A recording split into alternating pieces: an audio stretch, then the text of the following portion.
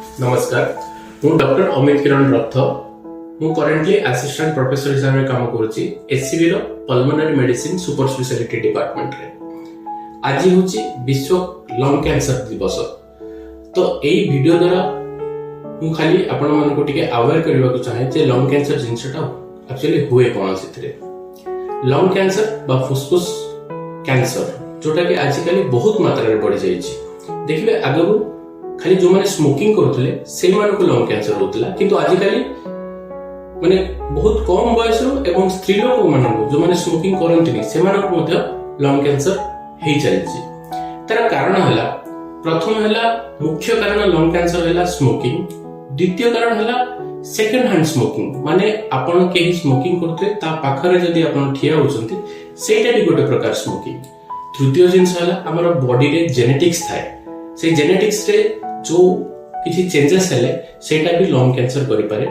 ता सहित बहुत सारा खाद्य रे बहुत सारा रेडिएशन एक्सपोजर रे मध्य लंग कैंसर हेई परिबो। माने आपण देखिते बहुत जगह रे लोक गोटे पर्टिकुलर एरिया रो बहुत लंग कैंसर बाहंती, ता माने से जगह रे कोनोसी प्रकार असुविधा अछि, एनवायरमेंटल कंडीशन हो कि सॉइल प्रॉब्लम हो कि कोनोसी प्रकार खाद्य रिलेटेड प्रॉब्लम हो, सेति में लंग कैंसर हबार चांसेस बढ़ी जाए।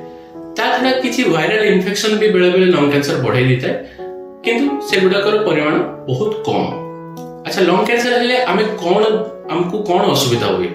लंग कैंसर समय रे हमको बहुत दिन हला काश हवा, चेस्ट पेन हवा, शरीर रे कोनोसी जगह रे किछि गुळा बा गंठी बाहरिबा, छाती रे स्वेलिंग हे जिबा, काश हवा, काश सहित बेले बेले किछि मात्रा रक्त पड़िबा, एमती बहुत सब प्रकार प्रॉब्लम देखा देता है। अच्छा, तार प्रतिकार कौन करिबा?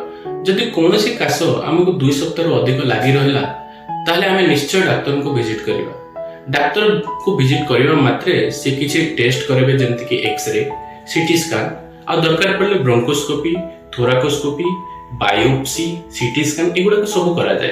ता द्वारा लंग कैंसर अछि कि नै जणा पड़े। तापरे बायोप्सी करिबा द्वारा कोनोसी प्रकार की प्रकार लंग कैंसर रहिला सेटा भी जणा पड़े।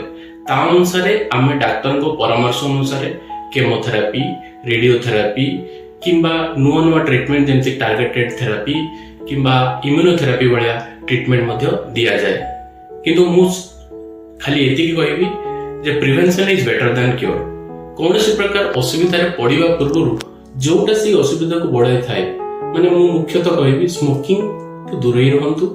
द्वितीय जिनस हला कोनोसी जगह रे जदि दूषित वायु प्रदूषण जगह को जाउचंती कि कोनोसी काम एमती करचंती जोठी कि आपनकर एक्सपोजर रहउची, ता माने आपण ताठो केमती बंची के रहिबे सेटा आपण निजे भले से बुझी गले ऑटोमेटिकली लंग कैंसर कंडीशन कमी जी। Thank you.